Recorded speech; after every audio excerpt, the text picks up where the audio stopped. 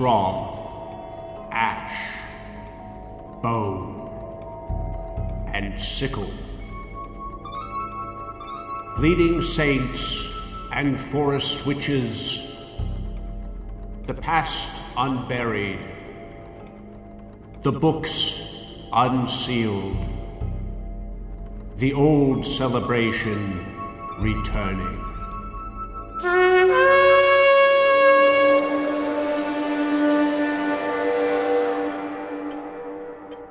Hello, and welcome to my study. Please come in. Have a seat. Well, it seems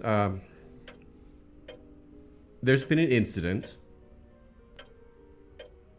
I don't really feel comfortable going into the details, but as it turns out, circumstances have arisen making it necessary to replace Mr. Wilkinson. It's unfortunate and beyond my control and certainly unexpected, but that's what's happened. But the show goes on.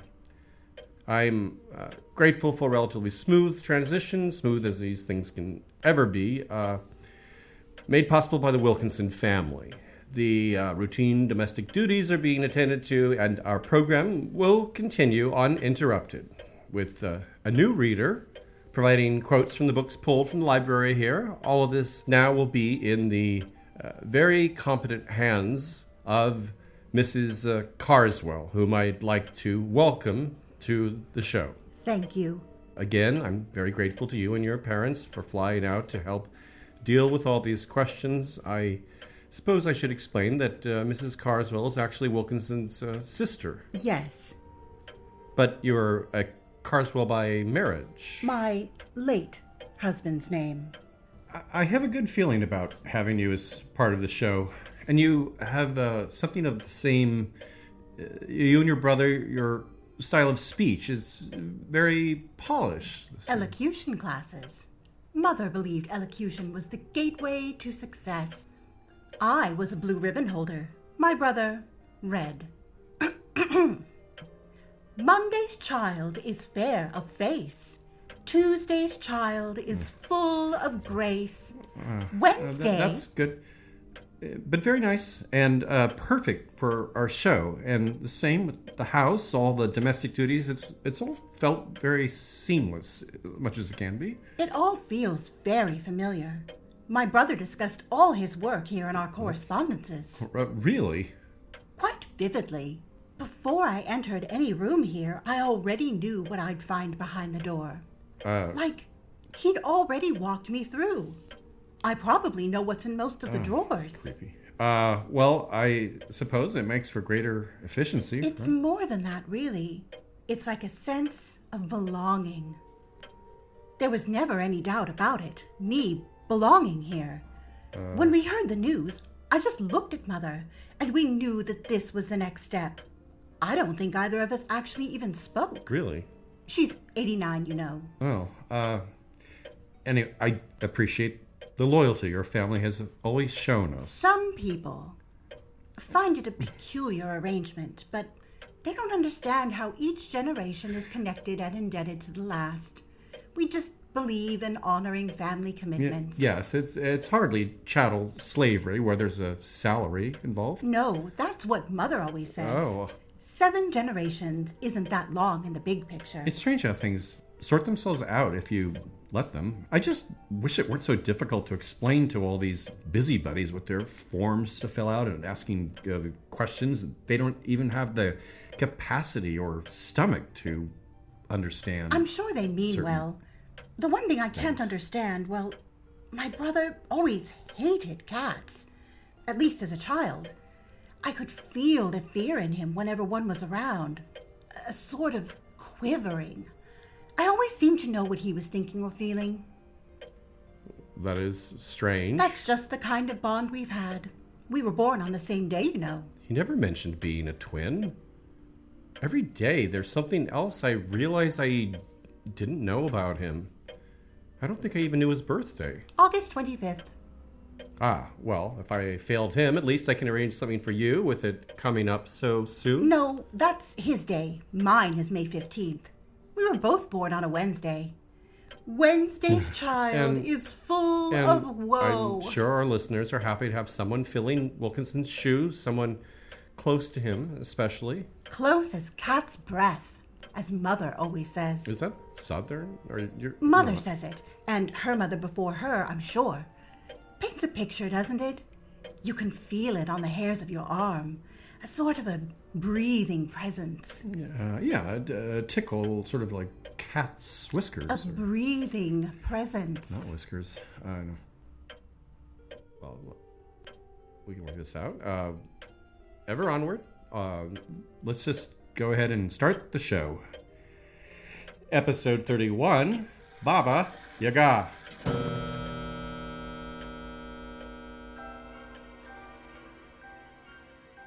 I am your host, Al Reitnauer, and this show, Bone and Sickle, explores the intertwining of horror and folklore in a historical context.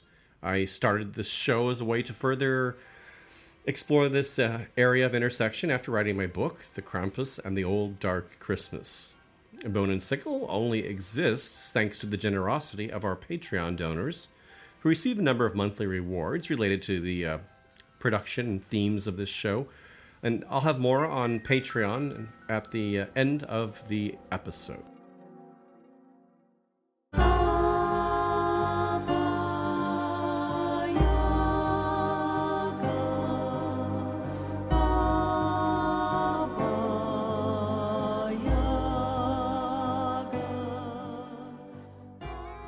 Our folk tales this episode will begin a bit differently than with the familiar Once Upon a Time.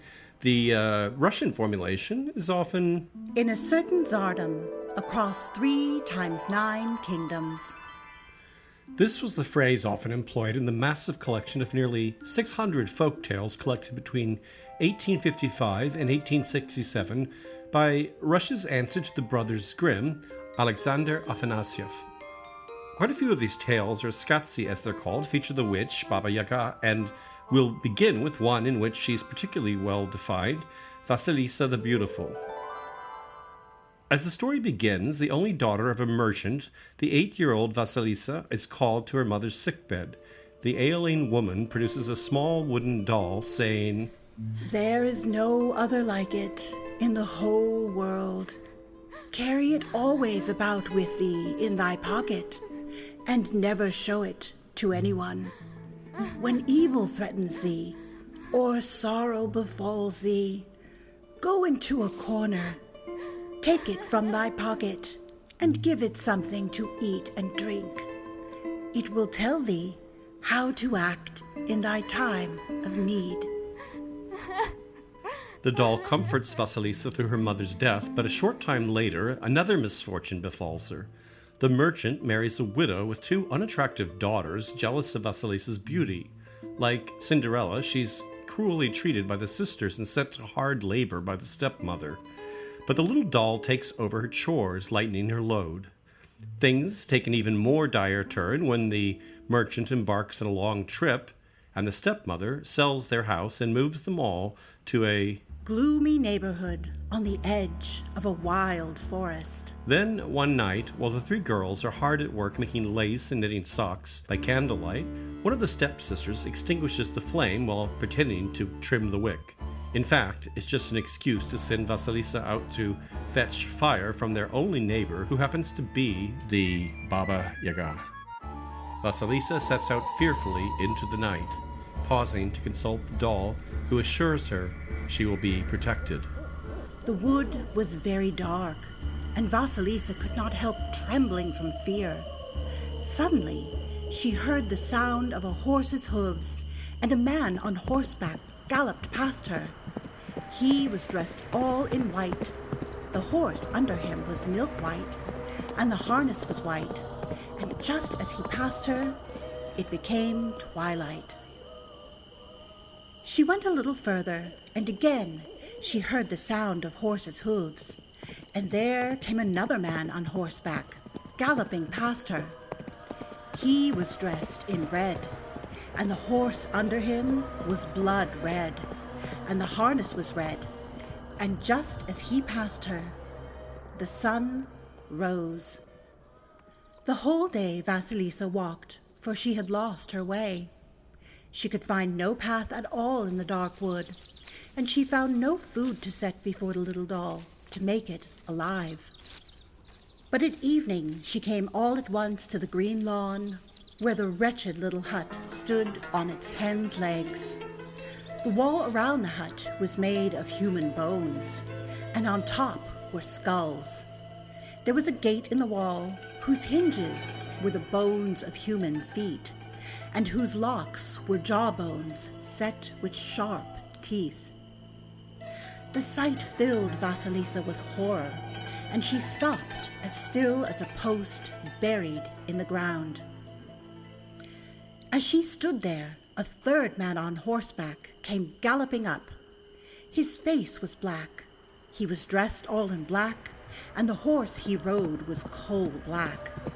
He galloped up to the gate of the hut and disappeared there, as if he had sunk through the ground. And at that moment the night came and the forest grew dark. But it was not dark on the green lawn, for instantly the eyes of all the skulls on the wall were lighted up and shone till the place was as bright as day. When she saw this, Vasilisa trembled so with fear that she could not run away. Then suddenly the wood became full of a terrible noise. The trees began to groan, the branches to creak, and the dry leaves to rustle. And the Baba Yaga came flying from the forest. She was riding in a great iron mortar and driving it with a pestle. And as she came, she swept away her trail behind her with a kitchen broom. She rode up to the gate, and stopping said, Little house, stand the way thy mother placed thee.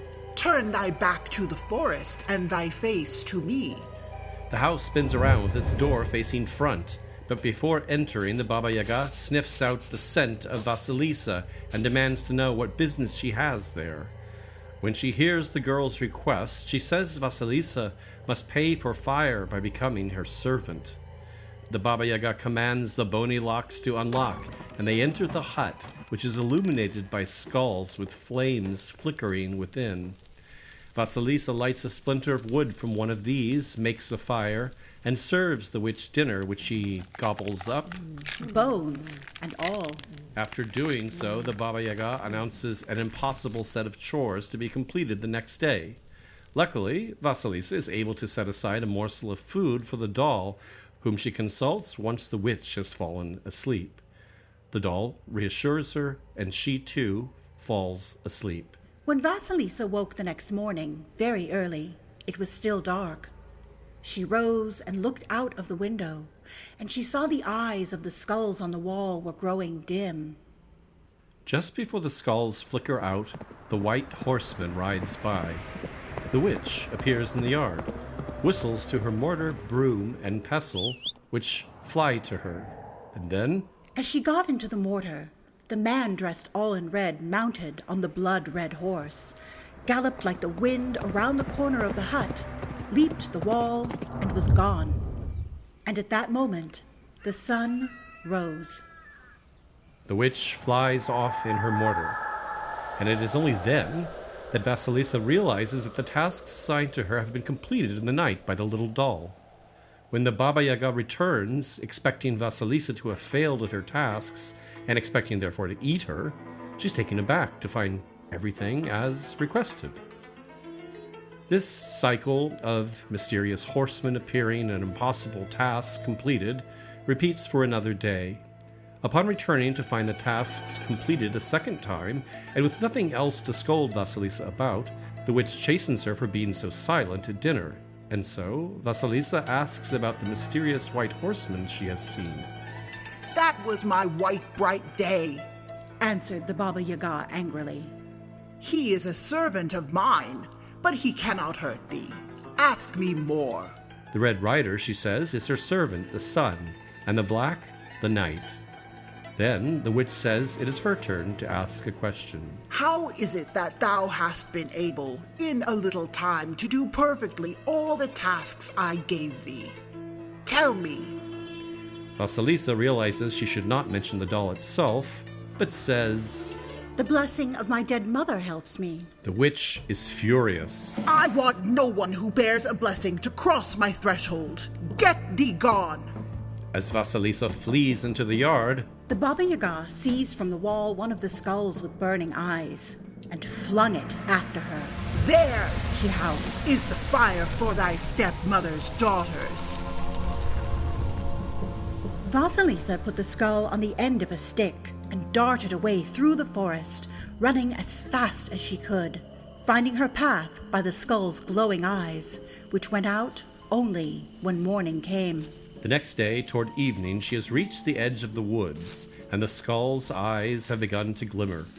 As she draws closer to home, Vasilisa decides that by this time her stepmother and sisters would surely have found their own fire, and she throws the skull into the hedge.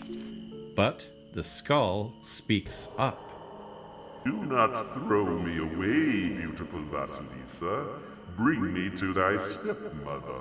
And indeed, as the cabin comes into view, she sees no light, and Vasilisa is greeted with surprising gratitude.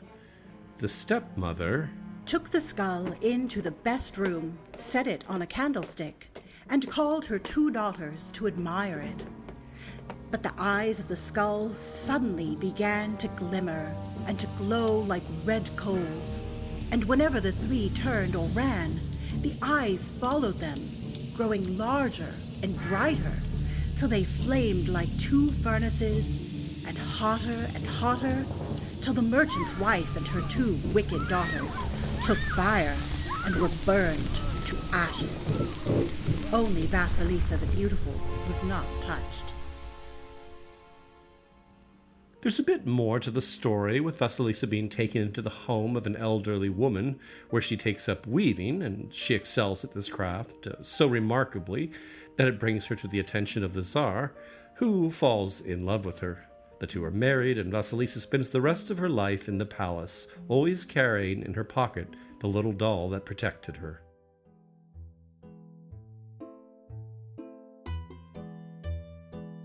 The Baba Yaga's appearance, as you would have surmised, is that of a disheveled old crone. She is humpbacked and often goes by the epitaph bony legs. She also is described as large, particularly her nose, which according to one of the translators of these tales, William Shedden Ralston, Is sometimes described as being of iron, as also are her long pendant breasts and her sharp, strong teeth. her nose is apparently sensitive to what in many of the stories is termed, The Russian scent. that is, the smell of civilized Christian folk who find their way into her realm, in the same way that Scandinavian trolls are often said to smell Christian blood. Her house is invariably located in a difficult-to-reach place, usually the forest, and made more difficult to access by the magic fence of bones, and the house standing with its door facing away from the visitors, both of which require proper spells for access, a formulation we've just heard in Vasilisa the Beautiful and one repeated verbatim in nearly all the tales. Descriptions of her flying likewise always include mention of her sweeping away her trail with her broom, a detail reinforcing the idea of the Baba Yaga being difficult to find. The mortar in which she flies she also may use to grind the bones of victims into something she considers edible. And the pestle used for steering her flying mortar may be used both as a club and magic wand. Like Western witches, she is often depicted with a cat, but she may also command a pack of dogs, a flock of geese or swans, or even be served by pairs of disembodied hands.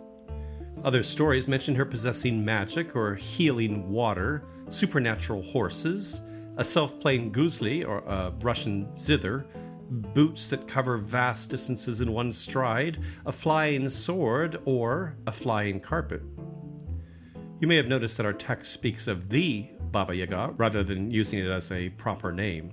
It's the same thing I've explained about the Krampus being the name of a class of beings rather than individual. In fact, there are multiple Baba Yagas in some stories, 3 sisters in one, and another story, The Blue Coffer, speaks of the Baba Yaga's children, though they turn out to be Worms, frogs, rats, and all sorts of insects. which is particularly unpleasant as the girl forced to serve the Baba Yaga in this story has agreed, sight unseen, to bathe her children. The Baba Yaga is found in the folklore of all Slavic countries, but is most prominent among the Eastern Slavs, that is, the Russians and Ukrainians. While the word Baba in Old Russian could be a term for sorceress, or fortune teller, or midwife, the source of the word Yaga is not generally agreed upon. While the majority of tales featuring the Baba Yaga portray her as a decidedly menacing figure, in a few others she is more ambivalent or even helpful. In one, for instance, she provides the hero in a quest Beyond the thrice ninth land, in the 13th kingdom, help in finding a beautiful maiden from whose hands and feet healing water flows. But a better-known example in this regard is the Frog Tsarina, which is a sort of reversal of the Frog Prince tale. In it, 3 sons of a Tsar are married off, one through a choice made by an arrow fired at random and landing in a swamp, and selecting a frog for his bride. Luckily, this amphibian is blessed not only with the power of speech, but other magic abilities, giving it an advantage when the Tsar puts his 3 daughters-in-law to a test in tailoring shirts, baking bread, and embroidering tapestries. As the winner, the frog is invited to appear at the Tsar's court to be honored. Making her appearance there, she reveals her human form, that of a beautiful woman. The husband, wishing to keep her always in this form, burns the frog skin she has left behind. The betrayal infuriates the Frog Tsarina. She reveals that she is actually a fairy, also named Vasilisa, and flies off in the form of a dove. To find her, the husband must consult the Baba Yaga, who is described in the story as The oldest of the Baba Yagas, the bony-legged grandmother of all the witches. The witch informs him that the fairy Vasilisa daily flies across the forest, stopping in the Baba Yaga's hut, and that he should hide himself and wait to seize her, warning that she will first transform into a lizard, then a snake, and then an arrow. If the arrow is broken in 3 pieces, Vasilisa will assume her human form and again be his. But when the fairy enters and is seized, this particularly squeamish prince fails, as he is unable to bring himself to touch the loathsome lizard. In this story, there are 3 Baba Yaga sisters, and after this failure, the prince is sent to the hut of the second witch, where he manages to hold the lizard, but lets slip the snake. Finally, in the house of the third Baba Yaga, he manages to complete his task and reclaim his bride. This particularly kindly Baba Yaga even sends the couple away with a gift, a magic horse.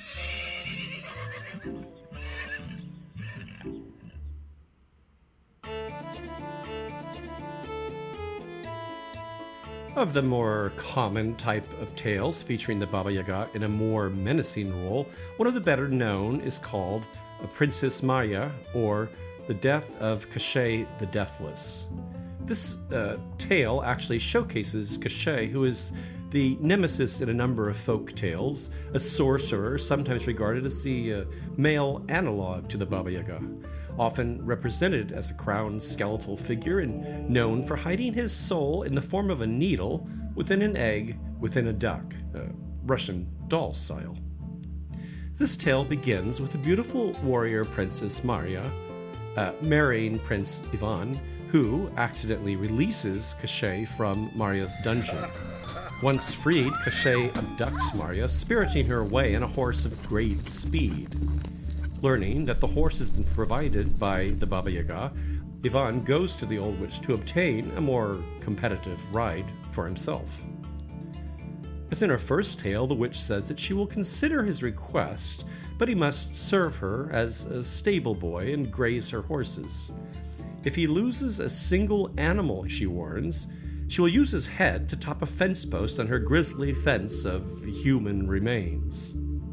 Since obtaining his head for her fence is her real goal, she secretly instructs her horses to flee and hide themselves when taken to pasture. But each time they are let out, the horses return to the intervention of some magical animal, a bird, a bee, and crayfish that Ivan has previously befriended. The crayfish suggests that Ivan escaped by night on the Baba Yaga's own horse, which he does, managing to catch up with Koshchei and defeat him. The Baba Yaga who has followed Ivan is destroyed in this tale as she attempts to cross a bridge over a river of fire. Unfortunately for her, this bridge was created by Ivan using a magic handkerchief stolen from Koshchei, and through that same magic, Ivan is able to drop the bridge into the flames where the witch perishes. In another tale called Little Bear's Son, the Baba Yaga plagues a trio of giants led by the even mightier human Little Bear's Son, so named as he happened to be a foundling raised by bears. The witch's first appearance in this tale is particularly dramatic. Suddenly it thundered. The wind began to moan. The earth began to shake, and the wild, thick, silent forest bent down to the ground. The giant grew faint and giddy, and everything seemed to turn green. As he looked out of the window, he saw the earth begin to rise, and from under it lifted a huge stone, and from beneath the stone came a Baba Yaga, riding in a great iron mortar. As suggested in this passage, the Baba Yaga's home here is located in an underworld into which our heroes must descend to defeat her. There they meet a beautiful damsel who warns them that the witch's power is even greater in the underworld, and they stand little chance of defeating her by strength alone. However, she has a helpful suggestion. In the witch's house are 2 casks of magic water: strong water, from which the Baba Yaga draws her power, and weak water used to incapacitate her enemies. If the casks are switched and the witch is tricked into drinking the weak water, she can then be defeated. But, the damsel further warns, When thou drawest thy sword, however, strike but a single stroke. Her mortar, her pestle, and her broom, all her faithful servants, will cry out to thee to strike again. But if thou strikest a second stroke, she will instantly come to life again. Little Bear resists the temptation to strike a second time, slays and burns the witch, and returns to the upper world with the damsel, who becomes his bride. Another tale, also featuring magically enervating good water and destructive bad water, is The Footless and Blind Champions. I mentioned this one primarily because it portrays the Baba Yaga as visiting a merchant's daughter at night to drink her blood. And she's destroyed in this one by being tossed into a well of bad water, where she bursts into flames.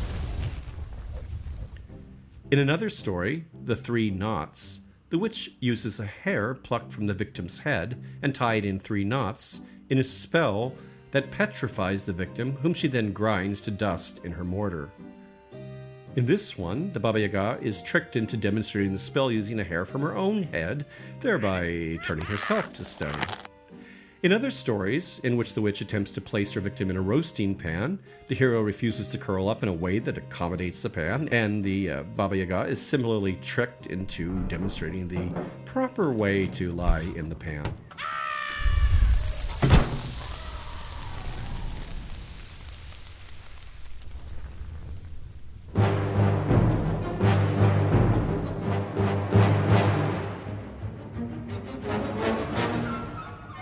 Of course, the figure of the Baba Yaga has inspired countless interpretations by artists in Russia and beyond. One of the best known would be the 1874 recital favorite, Mussorgsky's suite, Pictures at an Exhibition, which is what you've been hearing. The pictures inspiring these pieces were from a memorial exhibition of work by the recently deceased artist and designer Victor Hartmann, a friend of Mussorgsky's who championed native Russian styles and folkloric art. The Baba Yaga piece was actually inspired by a design for a lovely little clock in the shape of the witch's hut. I'll post an image of it on the website. Let me tell you the story of a Russian witch. She's a nightmare woman out of Russian myth. The Baba Yaga's influence on musicians, of course, has extended further afield, all the way to Rochester, Minnesota, where in 1965 a garage rock band called The Pagans recorded this. Baba Yaga.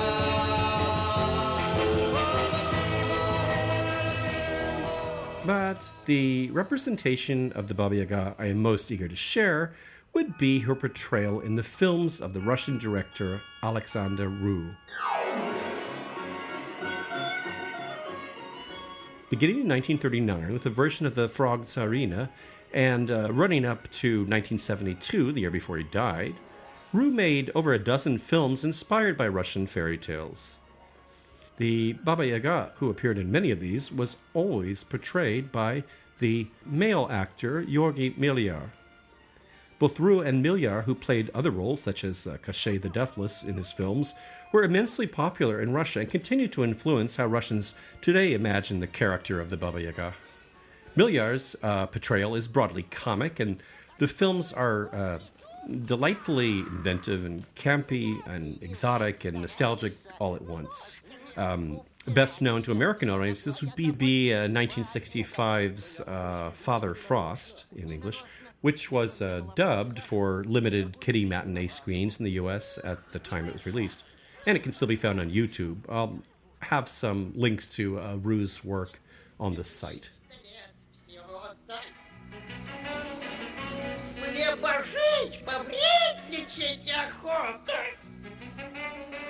Now, while the first reference in print to the Baba Yaga is in a 1755 book called Russian Grammar, it's presumed the figure comes from much older mythology. In fact, while the reference in question says nothing specific about her, she's included in a list of Slavic deities. Our story, Vasilisa the Beautiful, explicitly connects her with the course of the sun in the sky, suggesting she may have evolved from a solar deity, which, while usually male, in the case of Slavic paganism, was imagined as female. And stories referring to the 12 fence posts surrounding the witch's hut have therefore been taken to represent the zodiac. And others regard her as descended from the goddess of death and winter called Marina, who, by the Christian Middle Ages, was being compared to the Greek goddess of witchcraft Hecate. Certainly, the generous use of skulls and bone decor around her home argues for this death connection, and it's been suggested that the placement of her house on stilts represents some sort of removal from the world of the living. It's also been tied to the pagan Slavic practice of retaining the cremated remains of the dead in urns placed in little huts elevated on poles. These huts formerly would be left open on one side so that food offerings might be left. And then later, in the Christian era, they made their way into cemeteries, and the notion of this sheltered space for the departed, in Orthodox countries at least, was understood as the source of the capped or roofed crosses you find in cemeteries to this day. Then there's the winds that herald the Baba Yaga's arrival, also might connect her with the spirits of the storm, the phantasmal riders in the sky, known as the Wild Hunt in the West. And one last connection, suggested by William Shedden Ralston, a translator of the tales we've been hearing, is the folkloric fiery serpent of the Eastern Slavs. The witch's flights and her mortar he connects with celestial phenomena such as meteors or lightning, likewise said to represent the fiery serpent. This creature is also regarded as sort of incubus, visiting women by night, particularly those made desperate by love. Within the Russian-dominated culture of the Eastern Slavs, the figure of the Baba Yaga is quite elaborately articulated in folk tales and their literary retellings. But other Slavic regions have their own versions of the figure, representing her more loosely as a sort of bugaboo used by parents to threaten misbehaving children. The Serbian Baba Korisma, also called Iron Tooth, is known mainly for spiriting away naughty children in a sack, and her cousin, the cave-dwelling Baba Roga, found in Serbia, Croatia, and Poland, is named for the single horn she sports on her head. The Slovenians, like the Czechs and Slovaks, have the Jezi Baba, meaning roughly grandmother witch, who lives in a hut on the shores of a lake, no chicken legs or bone fins for her, and tends to be more benevolent than the Russian Baba Yaga. She dispenses charms and witchy wisdom to those who petition her correctly.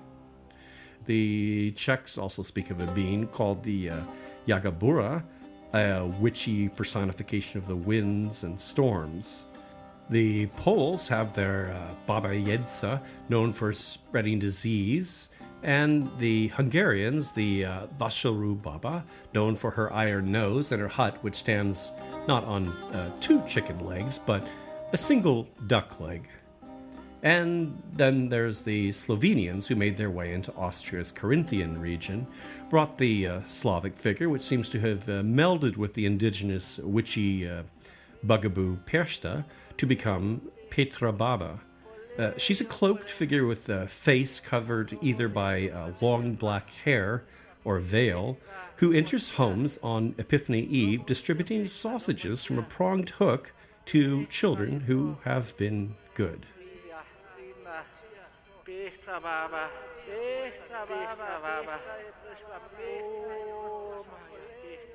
Speaking of the Baba Yaga's role as a punisher of naughty children, there's actually 2 stories from our own times with which I'd like to close our episode. The first involves a Baba Yaga attack upon a child in June of 2018, one that occurred at an old Russia-themed tourist park near Leningrad and resulted in the death of an 8-year-old boy. We don't know if the child was particularly naughty, but the Baba Yaga apparently came down on him hard in the form of a 10-foot statue, which the boy toppled while attempting to climb.